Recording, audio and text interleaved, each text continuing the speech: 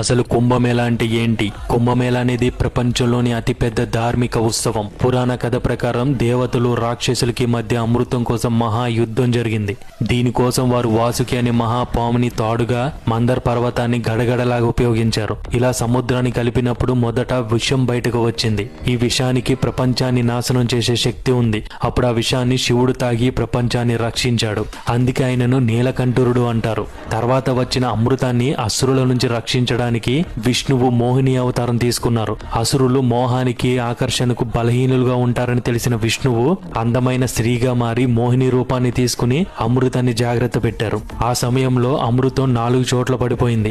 హరిద్వార్, ప్రయాగ్రాజ్, నాసిక్ మరియు ఉజ్జయిన్ లో ఈ ప్రదేశాల్లోనే కుంభమేళ జరుగుతుంది. మహా కుంభమేళ 144 ఏళ్లకు ఒకసారి, పూర్ణ కుంభమేళ 12 ఏళ్లకు ఒకసారి, అర్ధ కుంభమేళ 6 ఏళ్లకు ఒకసారి జరుగుతుంది. ప్రస్తుతం మహా కుంభమేళ ఉత్తరప్రదేశ్ లోని ప్రయాగ్రాజ్ లో జరుగుతుంది. తదుపరి పూర్ణ కుంభమేళ 2037లో జరుగుతుంది.